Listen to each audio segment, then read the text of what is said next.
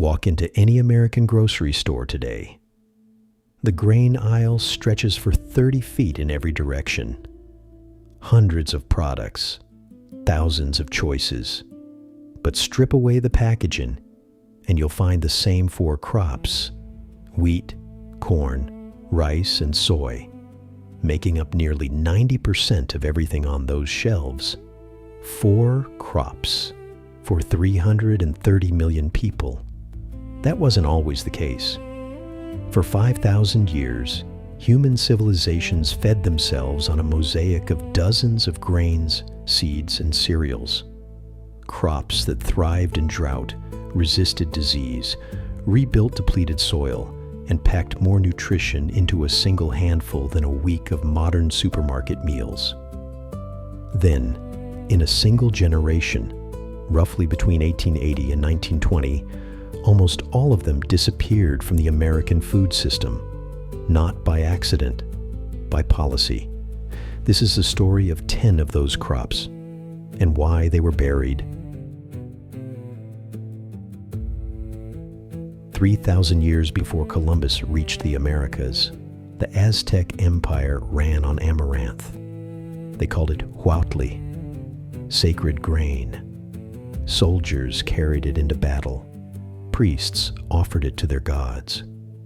Farmers grew it on terraced hillsides from Mexico City to the Yucatan Peninsula, where it produced twice the protein of wheat from half the water.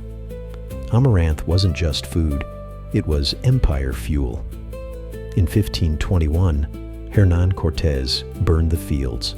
The Spanish crown had decided that amaranth's role in Aztec religious ceremonies made it a threat to Catholic conversion.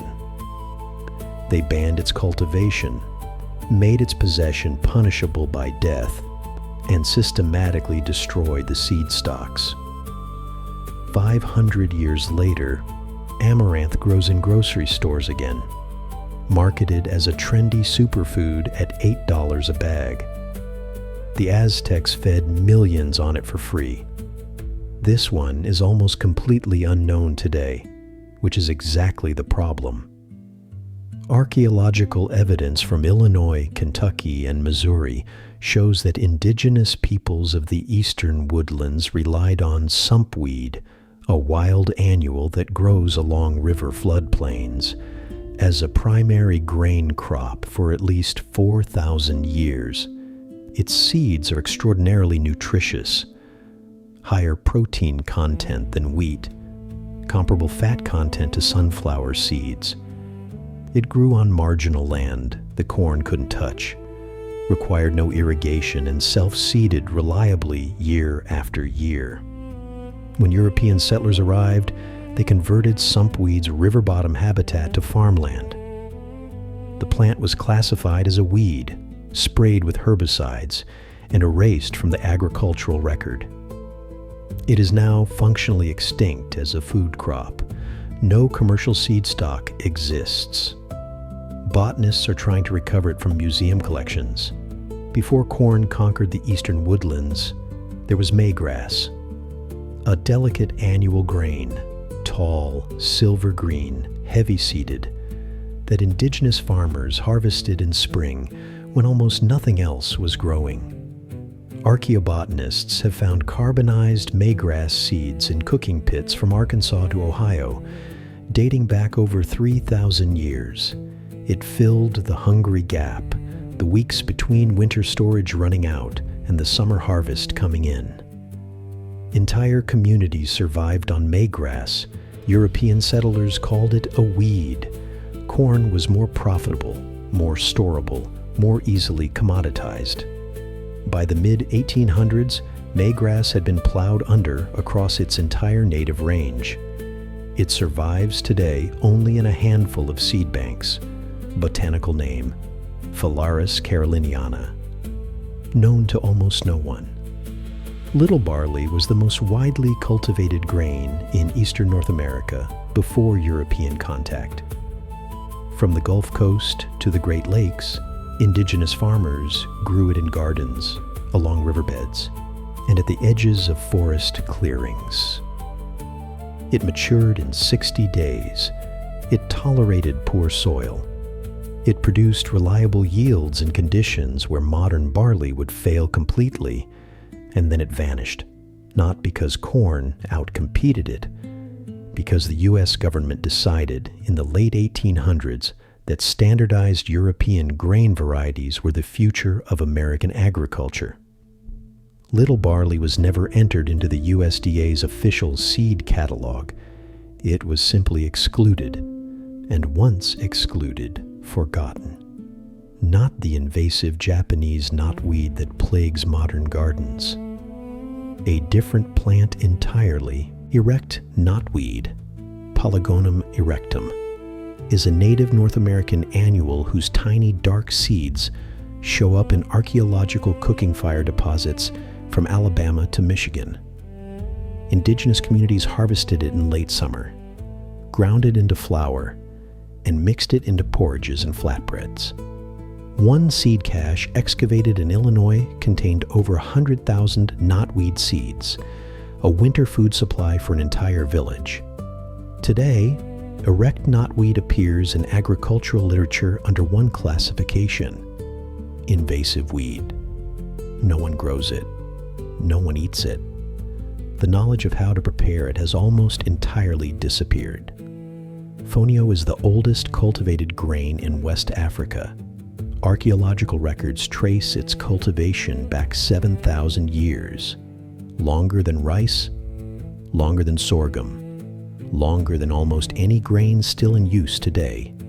Across the Sahel, the vast semi-arid band stretching from Senegal to Sudan, Fonio grew where nothing else could, in the brutal heat, in the cracked clay soils, in the drought years that killed every other crop. A single kilogram of Fonio provides complete protein, iron, magnesium, and zinc. It cooks in 5 minutes. It stores for years without refrigeration. Beginning in the 1950s, U.S. foreign aid programs flooded West African markets with subsidized American wheat and rice. Local farmers who grew Fonio couldn't compete on price. Within 2 generations, Fonio cultivation had collapsed across most of its historical range. The crop that fed the Sahel for 7,000 years was displaced by surplus American commodity grain. In exchange for a cheaper product that required refrigeration, processing infrastructure, and continued imports. Ethiopia's national grain. The foundation of injera, the spongy sourdough flatbread that has been the centerpiece of Ethiopian cuisine for 3,000 years, Teff is extraordinary by any nutritional measure. More iron than any other grain, more calcium, a complete amino acid profile, naturally gluten-free, and it grows at high altitude, in thin soil with minimal rainfall, in conditions that would destroy a wheat crop in 2 weeks. The highlands of Ethiopia have been continuously cultivated with teff for over 3 millennia. The same varieties, the same techniques, passed down through families who understood the land intimately. Global quinoa demand in the 2000s taught the agricultural development world that ancient grains could be profitable. Teff is now beginning to follow the same path, but slowly and mostly outside its native communities. Most people who know quinoa have never heard of Kañiwa. It is quinoa's smaller, hardier, more nutritious cousin, native to the same Andean highlands, grown by the same communities, consumed for the same 4,000 years. Kañiwa contains more protein than quinoa, more iron, and significantly more antioxidants. It also thrives at even higher altitudes, above 12,000 feet, where even cold-hardy quinoa struggles. The quinoa boom of the 2010s was supposed to revitalize Andean agriculture. Instead, large-scale quinoa monocultures pushed Kañiwa out of the fields, out of the markets, and out of the food supply. A crop that survived 4 millennia of Andean winters is now classified as endangered by Peruvian agricultural authorities. Before it became a wellness trend, chia was a military crop. Aztec warriors carried chia seeds on long campaigns. 1 tablespoon was reportedly enough to sustain a soldier for 24 hours. The Aztec tribute records, the lists of goods that conquered peoples were required to pay to Tenochtitlan, list chia alongside amaranth, corn, and beans as one of the 4 foundational crops of the empire. In 1521, Cortés banned it alongside amaranth. Same logic, same decree, same penalty. Chia survived in isolated mountain communities in Mexico and Guatemala for 400 years, completely outside the global food system. It was rediscovered by American health entrepreneurs in the 1990s, repackaged as a superfood, and is now sold back to the descendants of the people who grew it at a significant markup. Pearl millet has fed more people in more difficult conditions than almost any grain on earth. It has been cultivated continuously in the Indian subcontinent for over 4,000 years.